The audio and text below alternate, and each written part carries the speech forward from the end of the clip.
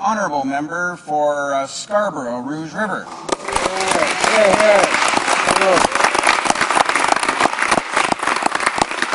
Thank you, Mr. Speaker. Congratulations to you on your election to that chair. It's a big responsibility and a high honour. Mr. Speaker, I would like to make note that I will be sharing my time with the member for York South Weston.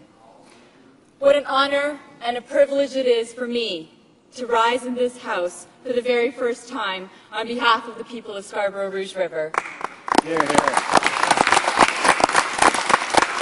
Above all, today, I want to take this opportunity to thank my constituents for the confidence and trust that they have placed in me to represent and advocate on their behalf.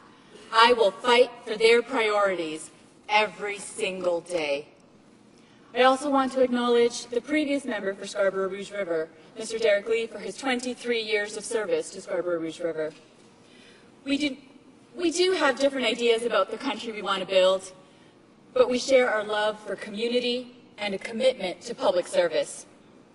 Et par le fait même, je voudrais aussi féliciter tous mes collègues du Québec et de partout au Canada pour leur succès obtenu lors de l'élection de 2 mai dernier. Je sais que notre équipe fera tout en son pouvoir pour défendre vos intérêts face aux politiques de ce gouvernement conservateur. அடுத்து கனேடிய பாராளுமன்றத்தின் முதலாவது தமிழ் உறுப்பினர் என்ற வகையிலே இந்த மதிப்புக்குரிய அவையிலே எனது தாய்மொழியில் பேச முடிவதையிட்டு ஒருங்கே பெருமையாகவும் எளிமையாகவும் உணர்கிறேன். தமிழர்களாகிய நாம் பெரும்பாலும் ஒடுக்குமுறைகளிலிருந்தும் போர்ச்சூழலிலிருந்தும் தப்பித்தே கனடாக்கு வந்திருக்கிறோம். கனடா எங்களை இரு கரம் கொண்டு அரவணைத்தது. நாமும் இந்த பெருநாட்டின் பொருளாதார வளர்ச்சிக்கும் பண்பாட்டு வளத்திற்கும் முனைப்போடு பங்களித்து வருகிறோம்.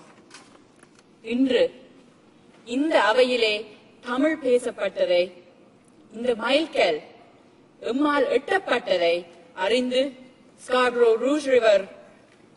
ரூஜ் ரிவரிலும் டொரண்டோ பெரும்பாகத்திலும் ஏன் உலகெங்குமே பறந்து வாழும் புலம்பெயர் தமிழர்கள் நிச்சயமாக பெருமையடைவார்கள். கனடாவில் எமது சமூகத்தின் வளர்ச்சியின் அடுத்த படி இது. தமிழர்களின் பிள்ளைகள் எதிர்நோக்கும் தடைகள் தகரும்.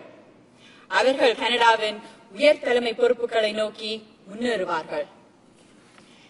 And for the few of you who may not have understood Tamil, I'll translate. Next, I am proud to say that as the very first Member of Parliament in Canada from Tamil heritage, I am proud and humbled to have been able to speak in this respectable House in my mother tongue. Bravo, bravo.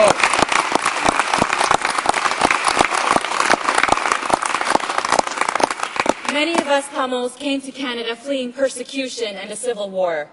Canada embraced us with open arms, and we have been doing our utmost to contribute to the economic development and cultural fabric of this great country. I know that the diaspora Tamil community in Scarborough Rouge River, the Greater Toronto Area, and around the world will be proud to know that we have achieved this very important milestone to hear Tamil being spoken in the Canadian House of Commons. This is the next step in the development of the Tamil community in Canada. The barriers faced by children of Tamils and other immigrants shall be broken down, and they will endeavour to reach higher roles of leadership in Canada. Alors, Monsieur le Président, nous discuterons du budget présenté par le ministre des Finances lundi passé. Ce budget ne répond pas aux attentes des Canadiens et Canadiennes. Il n'apporte aucune solution aux problèmes auxquels mes commettantes de Scarborough Rouge River continuent de faire face. Je sais que les objectifs visés par ce budget ne satisferont pas les besoins de citoyens et citoyennes de ma circonscription. This budget fails to make life more affordable for the many families still struggling to recover from the effects of the recession. Talking with my constituents during the election campaign, they clearly articulated the priorities for Scarborough Rouge River. They want to see more investment in local infrastructure, especially a more affordable and reliable local transit network that would cut the daily commute from over 2 hours each way. The residents want the creation of more jobs locally in the community so that we all don't need to travel to downtown Toronto for work. We all know that it is the small and medium-sized businesses that actually create local jobs and contribute to the community's economic development. My neighbors want to see more investment in education, training, and development of the youth.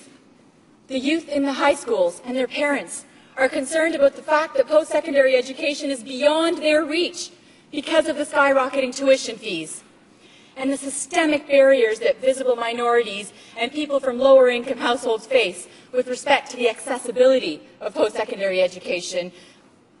Some may say that the youth are the leaders of tomorrow, but Mr. Speaker, I say that we, the youth, are the leaders of today.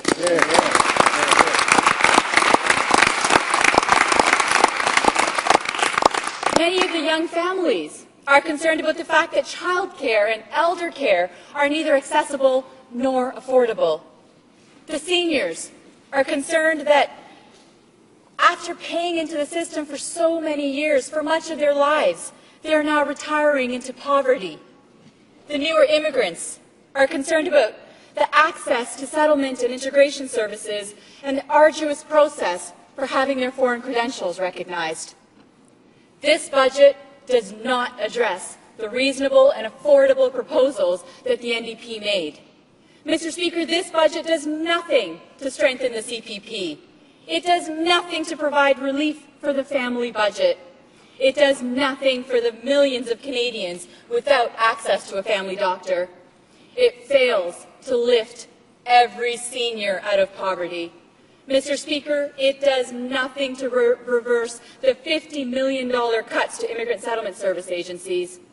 It does nothing to create good, reliable jobs in our local communities. And it really doesn't have a strong vision for investment in post-secondary education. Canadians from coast to coast to coast voted for change in this election, and over 4.5 million Canadians voted for New Democrats to make this a truly historic election. I'd like to once again thank the constituents of Scarborough Rouge River for contributing to this history by electing me. They chose many firsts this time, Mr. Speaker.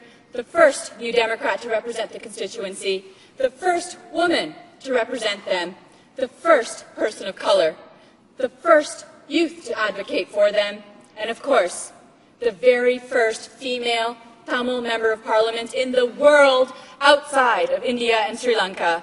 Mr. Speaker, I thank you and I thank the residents of Scarborough Rouge River again for giving me this privilege to serve them and to be a member in this House. Hear, hear. Hear, hear.